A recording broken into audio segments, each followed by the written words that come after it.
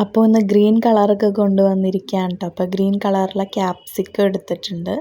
പിന്നെ ക്യാപ്സിക്കം അതുപോലെ തന്നെ സവാള നമ്മളിങ്ങനെ കട്ട് ചെയ്ത് വെച്ചിട്ടുണ്ട് കേട്ടോ. അപ്പോൾ ഇന്നൊരു കുക്കിംഗ് വീഡിയോ ആണ് കേട്ടോ. അപ്പോൾ അതിന് വേണ്ടിയിട്ടുള്ള ഐറ്റംസിന് വേണ്ടി കട്ട് ചെയ്ത് വെച്ചിരിക്കുകയാണ് കേട്ടോ. അതുപോലെ തന്നെ നമ്മൾ ഗാർലിക്കും ജിഞ്ചറും ഇതുപോലെ തന്നെ കട്ട് ചെയ്ത് വെച്ചിട്ടുണ്ട്. അതുപോലെ പനീർ അതും ഇങ്ങനെ ചെറിയ പീസസ് ആയിട്ട് കട്ട് ചെയ്ത് വെച്ചിട്ടുണ്ട് കേട്ടോ. പിന്നെ നമ്മൾ ഒരു പാനിലേക്ക് വെളിച്ചെണ്ണ ഒഴിച്ചു കൊടുത്തിട്ടുണ്ട്. എന്നിട്ട് അതിന് ശേഷം അതിലേക്ക് നമ്മൾ എല്ലാം കട്ട് ചെയ്ത് വെച്ചിരുന്ന എല്ലാം ഐറ്റംസും അതിലേക്ക് ചേർത്ത് കൊടുത്തിട്ട് ഒന്ന് വഴറ്റുന്നുണ്ട്. അതിലേക്ക് ഉപ്പും കൂടി ചേർത്ത് കൊടുക്കുന്നുണ്ട്. പിന്നെ നമ്മൾ വേറൊരു പാനിലേക്ക് വെളിച്ചെണ്ണ ഒഴിച്ചിട്ട് നമ്മൾ കട്ട് ചെയ്ത് വെച്ച പനീർ രണ്ട് സൈഡും നമ്മൾ റോസ്റ്റ് ചെയ്ത് എടുത്ത് വെക്കുന്നുണ്ട് കേട്ടോ. എന്നിട്ട് അത് നമ്മൾ വേറൊരു പ്ലേറ്റിലേക്ക് മാറ്റി വയ്ക്കുന്നുണ്ട്. പിന്നെ നമ്മൾ നമ്മുടെ കുക്ക് ചെയ്യുന്നതിലേക്ക് നമ്മൾ കുറച്ച് മഞ്ഞൾപ്പൊടി, മല്ലിപ്പൊടി, പിന്നെ മുളക് പൊടി എല്ലാം അപ്പോൾ മുളക് പൊടിയും എല്ലാം ചേർത്ത് കൊടുക്കുന്നുണ്ട് കേട്ടോ.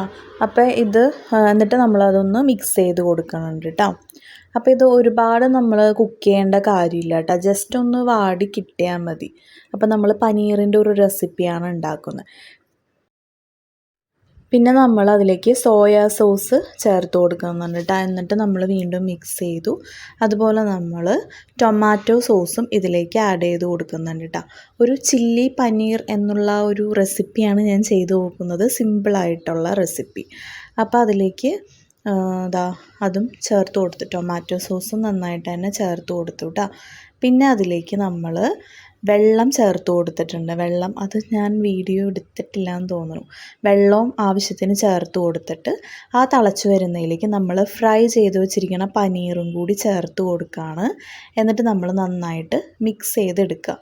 അപ്പോൾ അത് ഗ്രേവി നമ്മൾ തിക്കാവണ അനുസരിച്ചോ എങ്ങനെ നമുക്കിഷ്ടമുള്ള അനുസരിച്ചിട്ട് തന്നെ നമുക്കത് കുക്ക് ചെയ്തെടുക്കാം കേട്ടോ. അപ്പോൾ നമ്മുടെ ഈസി ആയിട്ടുള്ള പനീർ ഇവിടെ റെഡി ആയിട്ടുണ്ട്. ചില്ലി പനീർ നല്ല ടേസ്റ്റി ആയിരുന്നു കേട്ടോ, ചപ്പാത്തിയുടെ കൂടെയൊക്കെ.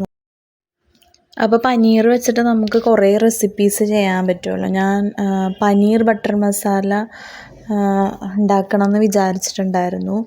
പക്ഷേ അതിനേക്കാളും ഈസി ആയിട്ട് എനിക്ക് ഇത് കിട്ടിയപ്പോൾ ഞാൻ ഇത് നൈറ്റിലേക്ക് വേണ്ടിയിട്ട് ഇന്നലെ കുക്ക് ചെയ്തെടുത്തതാണ് കേട്ടോ. അപ്പോൾ പെട്ടെന്ന് തന്നെ നമുക്ക് കുറച്ച് ഐറ്റംസ് വെച്ചിട്ട് ചെയ്യാൻ പറ്റി.